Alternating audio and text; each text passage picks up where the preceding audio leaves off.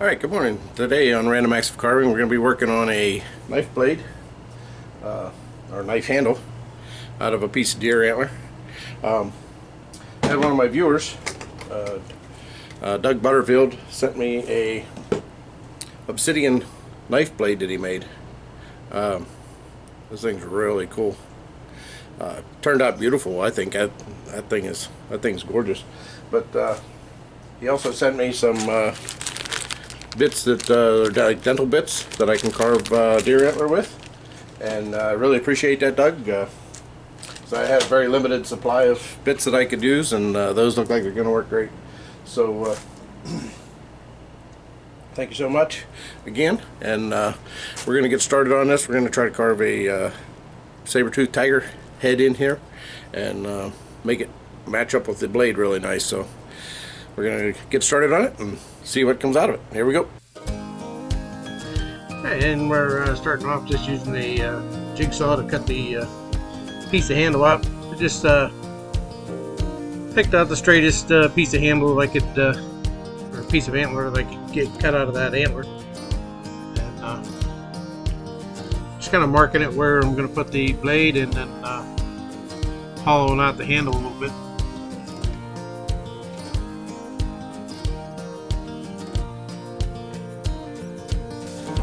Dental blades cut this deer antler really nice.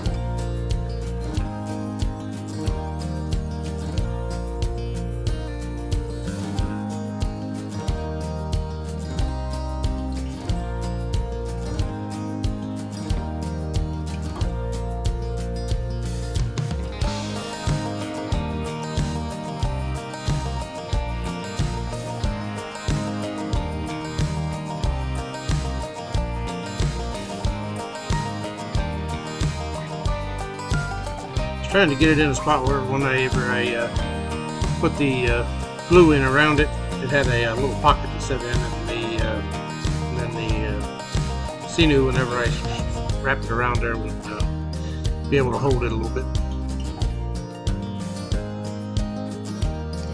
There's kind of a drawing I made, and then kind of put a couple of marks on there. You couldn't really see the pencil lines I had on there, but I put the Sharpie on there so you can kind of see it a little bit.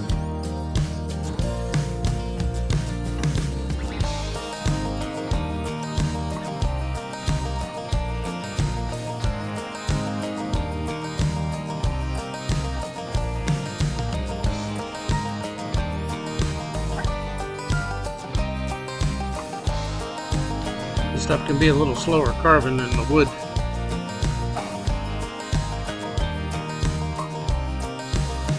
I had to cut out a lot of video because it was going to be way too long if I put anywhere near the amount of video that I had.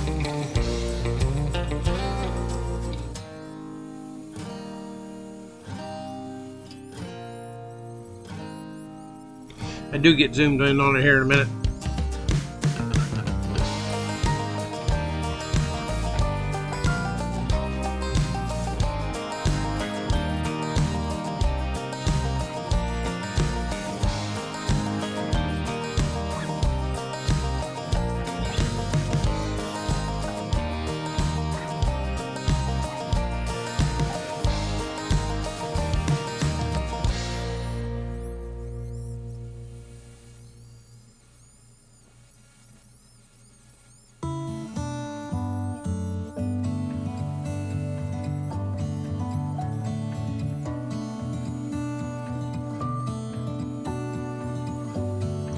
I am trying to use real tools that the caveman would have used to carve out the saber-toothed tigers with on their tools.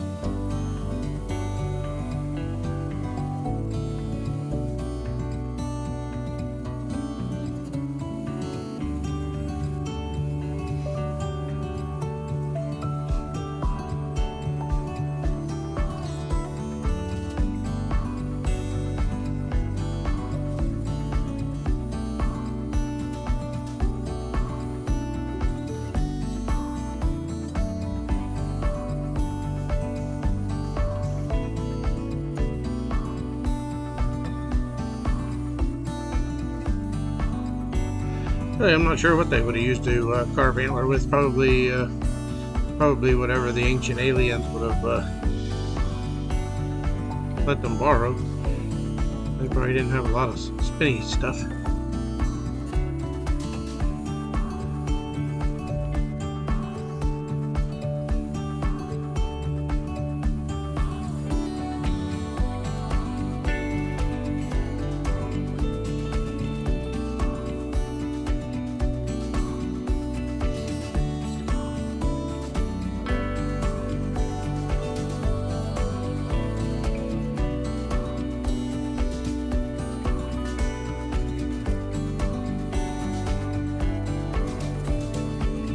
You can see how these dental bits are just cutting right through this real nicely.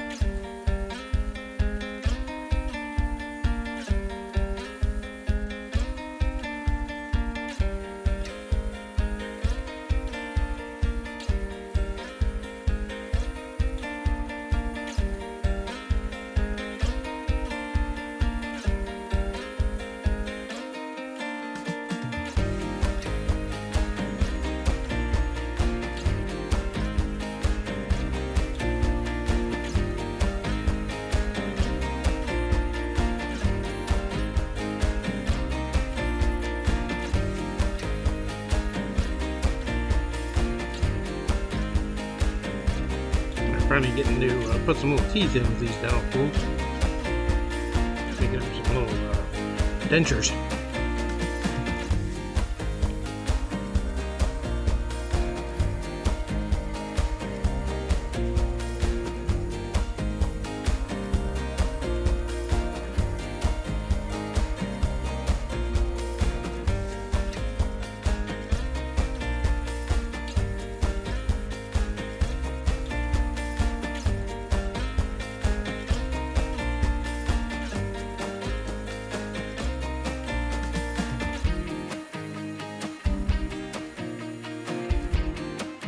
I didn't worry about getting it too smoothed out before I started doing some of the fur on it. Sometimes the bumps, if you leave them in there a little bit and run the fur over them, it gives it a lot more texture. So sometimes I'll run right over the bumps like this, and then other times I'll run over it and then maybe need to make it a little bit smaller or whatever. You can just erase it and then do it again. But sometimes it really looks good if you just go right over the bumps.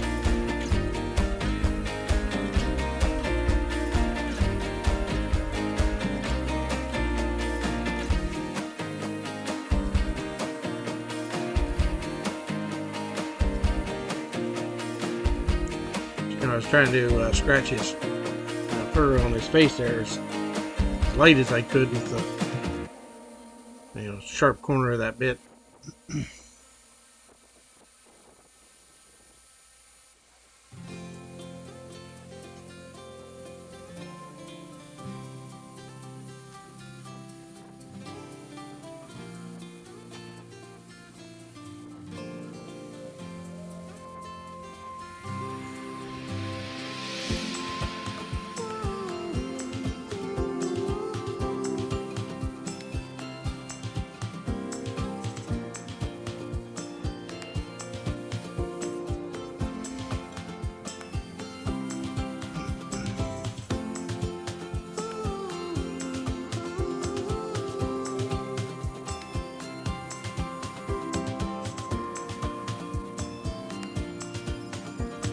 Here I was just carving a little edge around that for the sinew to go up against, so it didn't make a bump right there on the knife.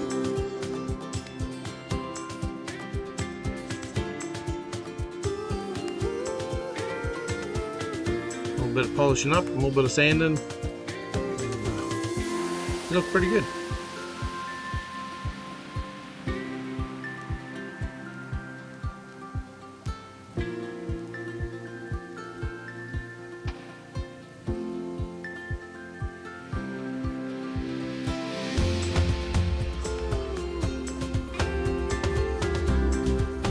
Alright, well I got the carving done.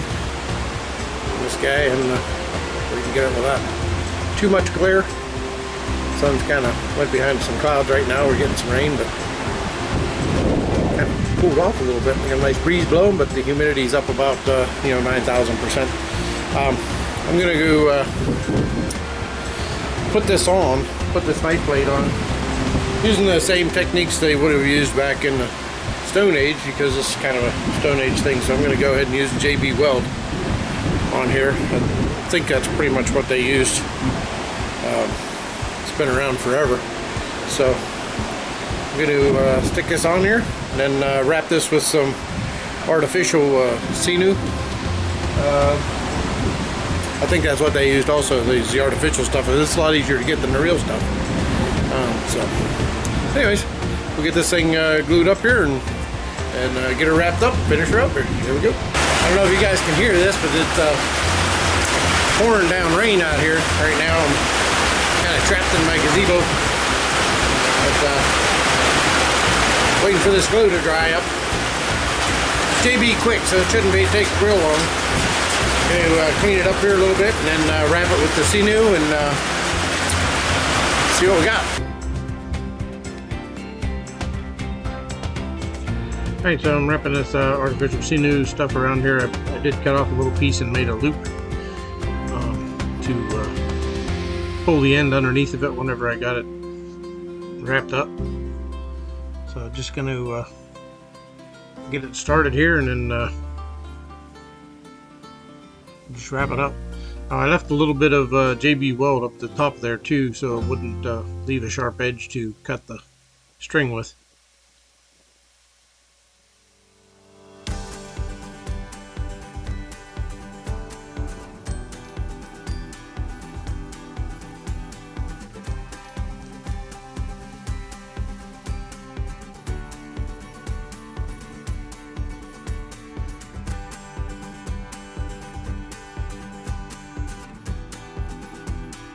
I just cut that off and then very delicately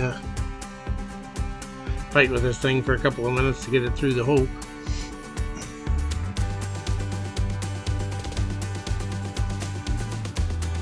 Gigantic fingers on little itty bitty strings sometimes have trouble getting in the same space.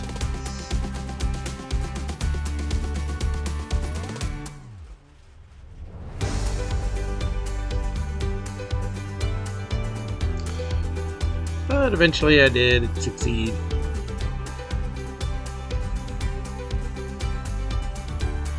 And just hold on my loop, hold it through nice and tight, and then had a little tag sticking out the back there. Nipped it off. I kept it on the bottom so you wouldn't be able to see it.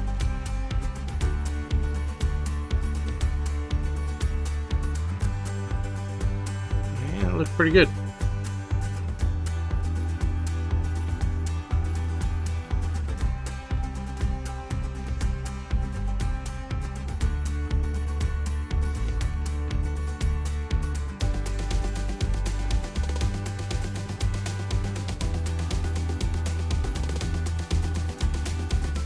Alright, so I took a little bit of American walnut, and I'd gone over it, and it was a little bit too orange for me. It didn't quite match in with the grain of the handle. So I took some Jacobine and went back over it, and man, that just really brought it out. That's what I was looking for, is that right there. So just kind of blended it right in with the handle and made it look like it was supposed to be there. That's pretty cool looking. if you like this one, give me a thumbs up, and we're gonna be making another one with a steel hunting blade. I'm making a deer hunting knife. Not right away probably, but pretty soon. And so if you like this one, give me a thumbs up, and make sure you subscribe, and you'll be able to catch the next one. So thanks for watching. See you next week. I just want to say thanks again to Doug for sending me this this blade. Man, this was a fun project. So yeah. Hope you like how it turned out, Doug. Oh, man, it's beautiful. So thanks again.